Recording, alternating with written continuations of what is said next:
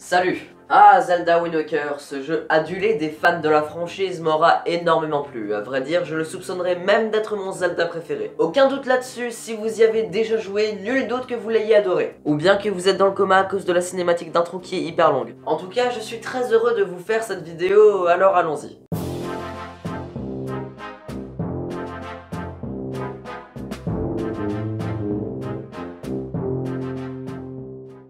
Zelda Wind Waker n'est pas franchement difficile à résumer si on écarte évidemment tout le bordel de la chronologie et des timelines. Ne vous inquiétez pas, on ne va pas en parler dans cette vidéo. Zelda Wind Waker se déroule après Ocarina of Time où Link en avait marre de pas pouvoir toucher à Zelda malgré qu'il l'ait sauvé et est donc parti. Et la Triforce, en voyant Link se barrer, a commencé à faire un peu n'importe quoi, genre noyer la population, des petits trucs comme ça. Désolé, j'ai paniqué. Et du coup, qui est-ce qui en profite pour aller séquestrer des petites filles dans sa cave? Le vilain Ganondorf, qui visiblement a un peu grossi depuis Ocarina of Time. Et toi, tranquille, tu sors de chez ta mémé, tu rejoins un gang de pirates, ta sœur se fait capturer et emprisonner, et toi tu deviens pote avec un bateau. Qui parle. Et dans Zelda Wind Waker, ce bateau va te donner une baguette, la baguette des vents, qui peut changer la direction du vent pour naviguer sur les flots plus facilement. Et ce machin, tu vas le haïr. Petite démo de son fonctionnement. Va sur ton bateau pour aller sur une île. Tu te rends compte que le vent ne souffle pas dans le bon sens. Tu joues la mélodie pour changer la direction du vent. Ça prend une plombe. Tu retournes à bord du Lion Rouge et tu te rends compte que tu t'es trompé de direction. Tu recommences tout, mais au moment de choisir la direction du vent, vu qu'il n'y a que 8 caps différents et que le chemin que tu dois prendre passe pile entre le sud et le sud-ouest, tu mets 10 secondes à jouer à pile ou face pour savoir dans quelle direction tu vas aller. Puis tu prends 10 minutes à arriver en bateau à ta destination. J'adore ce jeu. Dans Zelda Wind Waker, il y a une ville assez sympa avec beaucoup de commerce qui s'appelle Mercantile. Et dans cette ville, on peut participer à des enchères pour acheter des cartes au trésor qui traîneront toute ta vie dans ton inventaire car t'auras trop la flemme d'aller les déchiffrer. Ah oui, et crois-moi, tu vas te faire beaucoup d'ennemis dans ces enchères. Dans Zelda Wind Waker, on peut aller voir un mec dans sa maison et péter des vases chez lui. Bon, rien de normal, on est dans Zelda, il va pas porter plainte. Oh, un personnage gros et capitaliste. Remarque qu'il y en a un dans chaque Zelda. Et accessoirement, dans Zelda Wind Waker, c'est la première fois qu'on voit mon personnage préféré de la série Zelda. Et non, c'est pas Terry.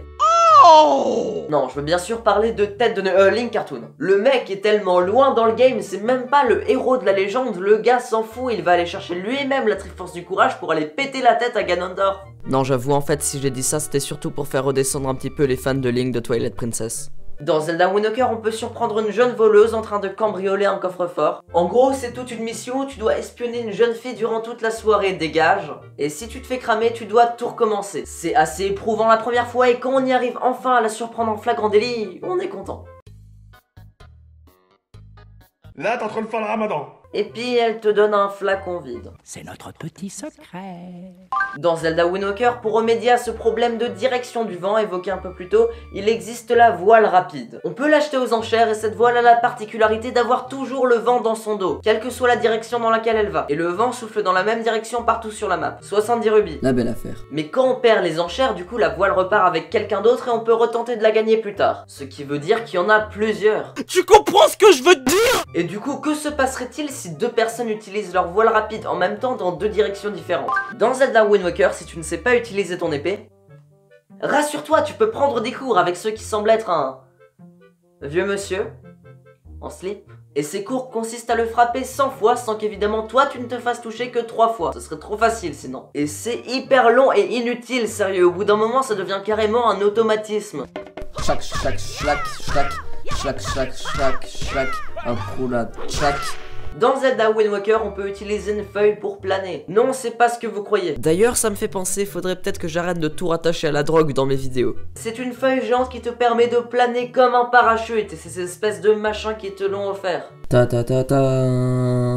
Ah oui, et j'adore Zelda Wind Waker, et s'il a marqué les esprits, c'est pas pour rien. C'est quand même le premier Zelda Open World. Et c'est aussi la première fois qu'on voit Link Cartoon. Non mais sérieux, il est trop mignon, regardez-le.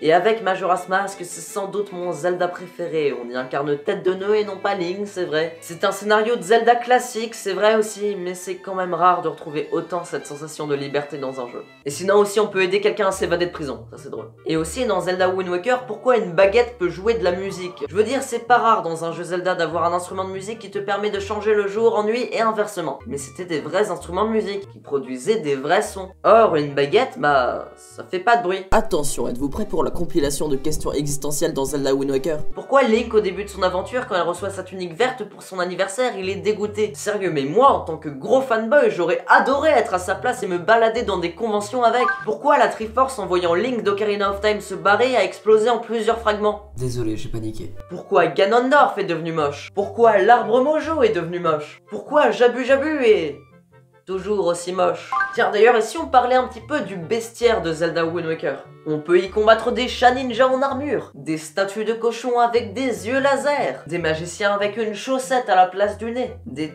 trucs qui volent, et même cette espèce de boss complètement plagié de Zelda Minish Cap. Sérieusement, je suis le seul à m'en être déjà rendu compte. Et enfin, dans Zelda Wind Waker, à un moment, on doit chasser une grenouille géante qui vole sur un nuage et qui crée des tempêtes, et oui, d'accord, la drogue, les développeurs, oui, on fait ça.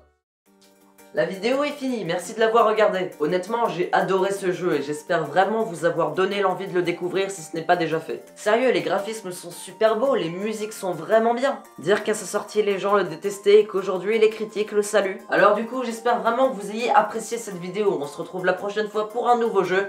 Sur ce, je m'en vais pêcher la Triforce. Salut!